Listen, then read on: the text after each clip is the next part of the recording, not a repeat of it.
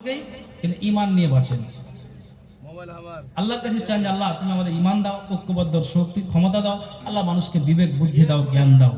জি সাহাবীরা জান্নাতি, তারপরে নবীজি কে কোনটা কথা বলতেন চট করে কানে খাড়া করে দিয়ে শুনে আমলে পরিণত করতেন, অথচ ওদের নামে ঘোষণাই দেওয়া হয়েছে যে এরা সবাই আল্লাহর জান্নাতে যাবে।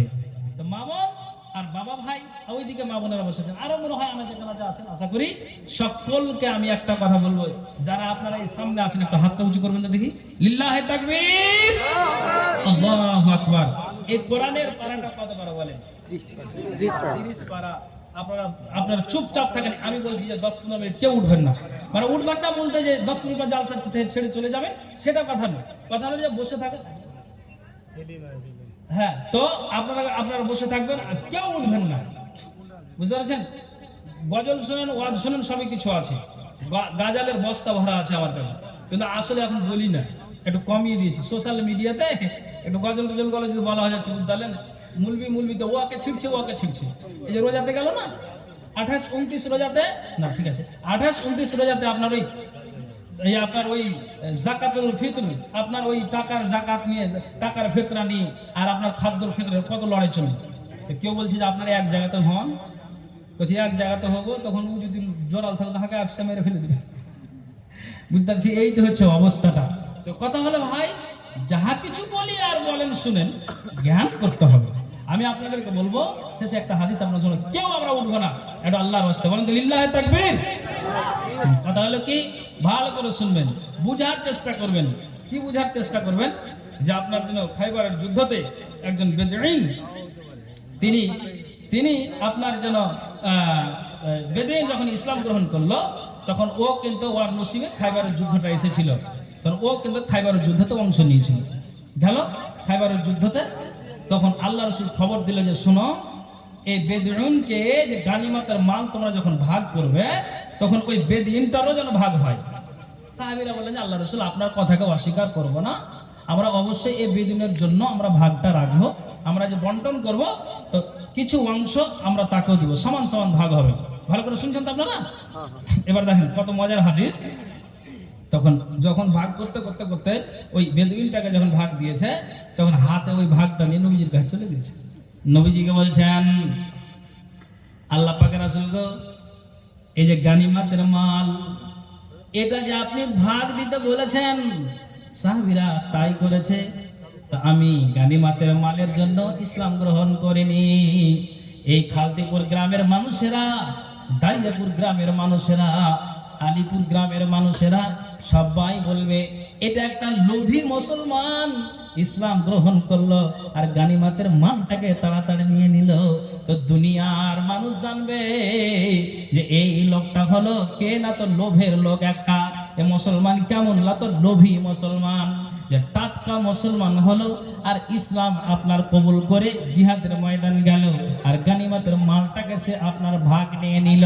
নবীজি গো, আমি এই গানিমাতের মালটা কোসমিন কালা আমি নিব না।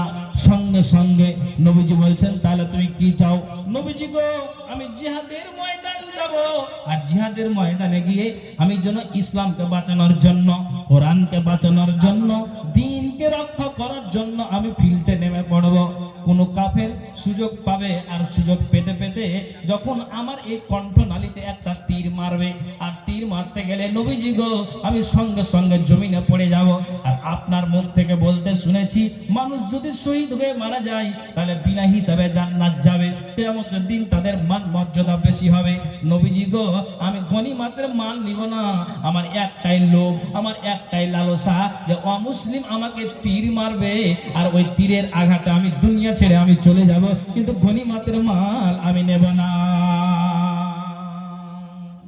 বলেন সুবহানাল্লাহ। আমি গনিমতের মাল নেব না, আল্লাহ পাকের রাসূল। তখন ওই সাহাবী কথা, তখন আল্লাহ রাসূল বলছেন, হে ব্যক্তি তুমি কান খোলা শোনো, এটা যদি তোমার সত্যি নিয়ত হয়, আমি নবীজি দোয়া করে দিলাম, জিহাদের ময়দানে তুমি নামবে, তোমার কণ্ঠনালীতে তীর লাগবে আর তুমি শহীদ হয়ে মারা যাবে, বিনা হিসাবে তুমি জান্নাত যাবে। এরে মুসলমান, খালদিপুর রংপুরের গ্রামের মানুষেরা ওই ব্যক্তিটা কতটা তার ইমান যে আপনার ইমানকে সাথে নিয়ে জিহাদের ময়দান গেল, কণ্ঠনালীতে তীর লেগে শহীদ হয়ে গেল। মালের তার লোভ ছিল না, তার শহীদ হওয়ার লোভ ছিল। আমি আপনাকে বলবো, আল্লাহ আপনাকে ধন দিয়েছে, মাল দিয়েছে, টাকা দিয়েছে, পয়সা দিয়েছে। আপনাকে বলি না যে ইসলামের জন্য আপনি জান দিয়ে দেন, আপনি ইসলামের জন্য নিজের জানটা কোরবান করে দিন। আল্লাহ বলছেন, লা ইন শাকারতুম লা আযিদান্নাকুম ওয়া লা ইন কাফারতুম ইন্না আযাবি লাশাদীদ। আল্লাহ বলছেন, বান্দারে আমি তোমাকে যা দিয়েছি তুমি এতে থেকে আল্লাহর শুকরিয়া আদায় করো, আল্লাহর কৃতজ্ঞতা জ্ঞাপন করো, আল্লাহর প্রশংসা করো। যদি অকৃতজ্ঞ হও, ইন্না আযাবি লাশাদীদ, আমার আযাব বড় কঠিন, সেই আযাবে তোমাদেরকে গ্রেফতার হতে হবে।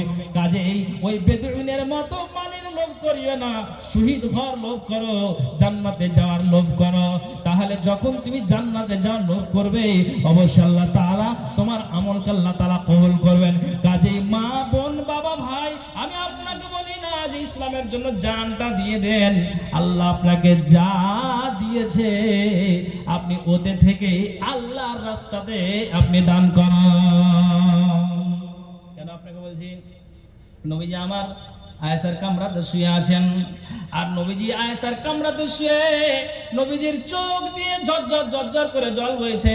আয়েশা বলছেন, নবীজি আপনি কেন কাঁদছেন? তখন নবীজি বলছেন, আয়েশা রে, দুটা লোকের কথা আমার মনে এসেছে। একটা নাম খাদিজা আর আরেকটা নাম আবু তালেব।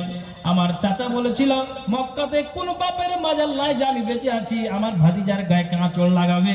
আমার চাচা চলে গিয়েছে দুনিয়া ছেড়ে, দেখি আমাকে এখন এই ব্যাপারটা বলবে। আর আরেকজনের জন্য কাঁদছি, তার নাম খাদিজা।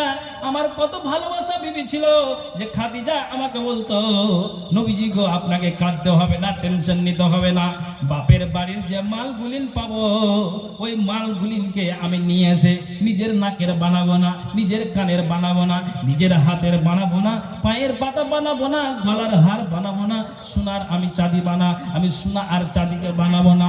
নবীজি গো ওই বাপের বাড়ির মাল নিয়ে এসে জিহাদের ময়দানে তারা কি অবস্থা আছে ওখানে আমি খাদ্য পৌঁছাবো, অস্ত্রের প্রয়োজন হতে গেলে আমি অস্ত্রের ব্যবস্থা করে দিব। নবীজি গো আপনাকে টেনশন নিতে হবে না। তো আয়েশা রে শোনো, আমার খাদিজাও কবরে চলে গিয়েছে, কে সহযোগিতা করবে দিন আর ইসলামকে? খাদিজা কে মসজিদ বানাবে, কে মাদ্রাসা বানাবে, কে আপনার এই ধনমাল দিয়ে সহযোগিতা করবে? আমার চাচা চলে গিয়েছে দুনিয়া ছেড়ে, মক্কাতে কেউ যদি আমাকে কথা বলে চোখ রাঙিয়ে, তাহলে আমার ব্যাপারে আমার পক্ষ হয়ে কেউ বলবে যে মোহাম্মদকে গালি দিও না। কাজে আমার এই গভীর নিশিতে আমার বিবি খাদিজা আর আমার চাচা আবু তালেব, এই দুইজনকে আমার মনে পড়েছে। আল্লাহু আকবার। ভাইজান, আমাদেরকে সবাইকে যেতে হবে। তাহলে ওই বেদুইন নবীজির কাছে মালটা নিয়ে গিয়ে কি বলছেন যে আমার একটু লোভ লালসা নাই, আমার আছে যে আমি শহীদ হয়ে মারা যাব। ভাইজান, আপনার কাছে আমি জান চাই না, আমি মাল চাইছি।